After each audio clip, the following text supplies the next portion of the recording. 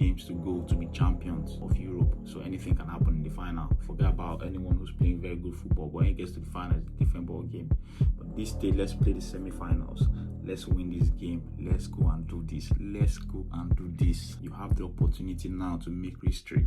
Just go and do it. Just go and write your name in the history books. Just make yourself legends of this football club. Yes, and it's the semi-finals of the Champions League. Arsenal will be playing Atletico Madrid in Spain. Arsenal will be traveling to Spain away. The first leg of the Champions League semi-finals is getting to the critical stage. Any mistake, you're out. Anything you do now has to be perfect. This is not the end of the season. Pressure is piling. The stress is coming thick and fast. Those guys are actually playing through injuries are grinding out. They have to grind this one out. Arsenal will be playing Atletico Madrid. They faced Atletico Madrid in the league phase. We won 4-0. We won 4-0 in the group stage. But this is a different ball game. This is a different scenario. This is a different setting. Then it gets to the knockout stage. Everyone is up for it. Yes, this is my match preview and my predicted match 11 for the game between Arsenal and Atletico Madrid that will be taking place on Wednesday. Wow, it's like this week is going to be a very, very stressful week for Arsenal fans because we just have to keep grinding. We just have to keep grinding because between now and the end of the season, it's going to be long. It's going to be very, very, very long. I have a strong feeling Arsenal will go through to the finals. I have a strong feeling we're going to pull this one through. But when it gets to the final, I don't know what's going to happen there because I'm not sure. But let's get this one over with first. Yes, this team, that was a hard-fought victory against Newcastle. I hope that win we had against Newcastle will give us a massive boost going into this one because we really need that boost. Even if we come out with a draw in Spain, that would be a very good result for Arsenal because when they come to the Emirates, the advantage will be there. But the problem is, over the past few weeks or the past few games, we've not been good at home at the Emirates. We've won our first game at the Emirates in 3. We lost to Bournemouth, drew to Bayer Leverkusen. No, we drew to to Sporting in Champions League, and then we won against Newcastle. So this time around, we're playing against Atletico Madrid. It's going to be stressful. People say the Haram Derby. 2 defensive-minded teams coming together. It's going to be difficult, actually. It's going to be very, very tough. It's going to be very, very tough. A difficult game. But at the end of the day, what we need to do, we just need to keep fighting. I love that experiment I saw from Mikel Arteta while he brought in Miles Lewis-Kelly. It actually, I think that was one of the reasons why I think that substitution also helped to settle the team against Newcastle because there was one point Newcastle were having the lion's share of the ball possession. But when he came in, I think so many things changed actually. Where he took off Martin Zubimendi and brought in Miles Lewis-Kelly and took Declan Rice back to the 6, and Miles Lewis-Kelly played up front in the 8th row, which was actually very good. It was a very good experiment. I love what I saw there. But this time around, it's going to be, this is not child's play. We're playing against Diego Simeone, one of the biggest managers in the world. He knows he's been there, he's done it. Although he's not won the Champions League, but he's very, very experienced, been there for a long time. He knows how to navigate games like this. He's the king of games like this. He's the king of haram football. Arsenal fans complain about haram football. He's the king of haram football.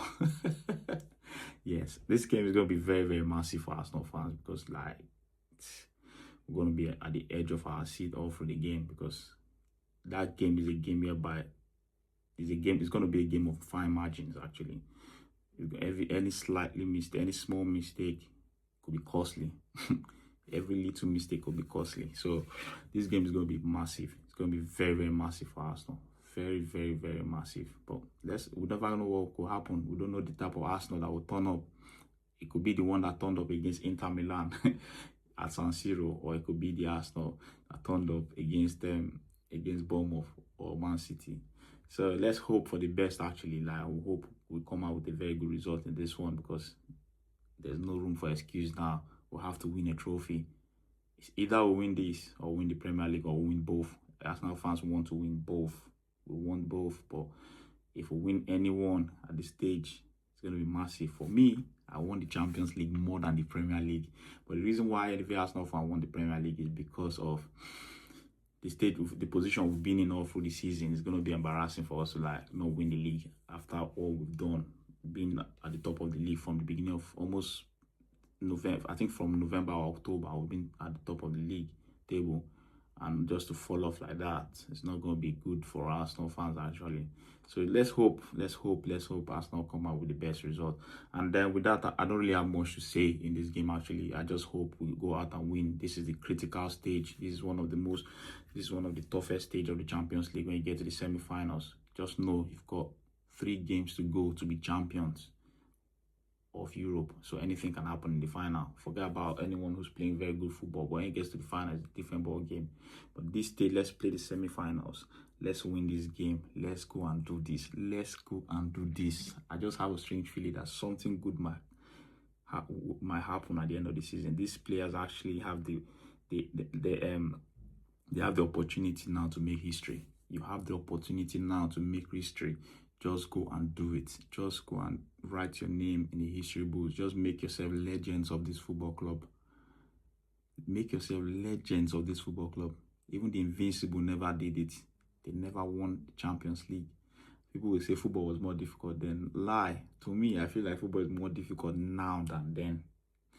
It's just that like so many media, because of the media and everything, social media and everything, making look like everything is not difficult now, like because of when you got nostalgia feelings like that about when you remember Thierry Henry and all. I watched Thierry Henry. I watched those teams that then they couldn't get past in the quarterfinals. That was the best they could get to. They couldn't go past the quarterfinals. When we even got to the finals, I remember when we got to the final of the Champions League, we got to the finals with one of the worst teams we've had at Arsenal. We got to the finals with one of the worst teams because we had so many players out injured. We started using, I think we got to the finals with a defensive pair of Kolo Toure and Philip Senderos. Flamini was the left back. Flamini was playing left back for us. Ashiko was out injured. He came back in the finals. I remember vividly. Yeah. So it wasn't a boy. I think who was our right back then? I think it was a boy. If I'm not mistaken. Yes, it was Emmanuel Eboué. He was unknown at the time because I think Lauren had injury at the time. He was injured. After he had an injury, since then Eboué started to deputize for him and he took us to the finals.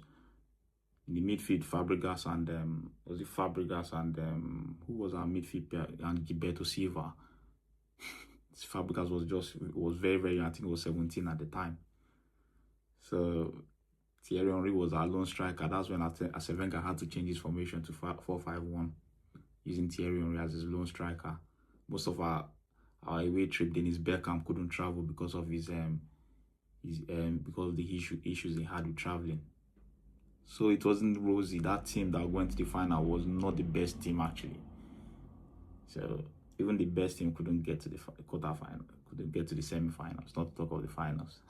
So yes, this team, if you go on to do, you've made history. Like, you're one of the best team for me. You've done it. Like, just write yourself in the history books. That's an opportunity for you to do that now. And yes, that's my match preview for the game between Arsenal and Atlético Madrid and Arsenal. Will be taking place on Wednesday in the semi-finals of the Champions League. In semi-finals of the Champions League.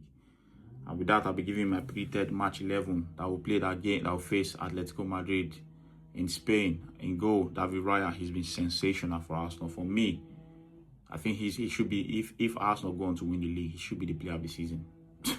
He should be the player of the season.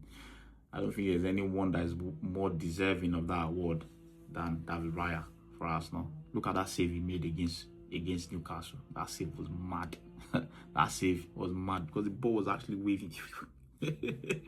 Yeah, he's been good for Arsenal. So the centre back pair will be William Saliba and Gabriel Magalhaes. Right back, will be, I hope Timber is back. I just hope he's back. But if he's not back, then I'd rather go with Christian Mosquera. I'd rather go with Christian Mosquera. I won't risk going with Timber, Ben White. No.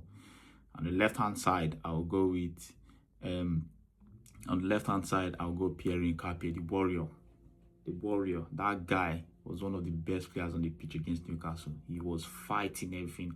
And you could see at the end of the day, I think he still got that injury, that shoulder injury, because I think at the end of the game, he was touching the shoulder, talking to Mikel Arteta. I don't know what they were actually saying, but I hope he's fit, because we need him now, beating the end of the season.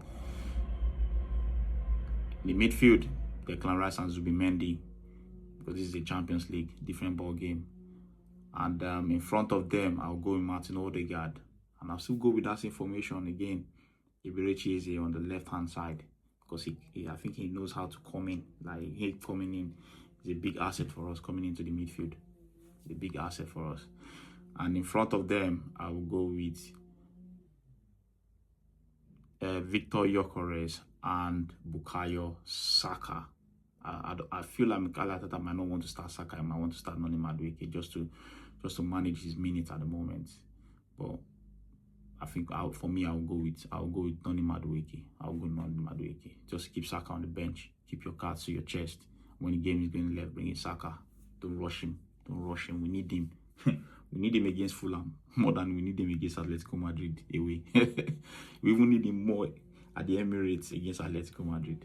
So that is it. That's my predicted match 11 for the game between Atletico Madrid and Arsenal that will be taking place on Wednesday, the semi-finals of the Champions League. Mado. Oh God, this week is going to be very stressful, and I hope we come out with a win. Just go and make yourself legends. Win the Champions League and make yourself legends. Arsenal fans, back the team. That's what you need to do. Back the team.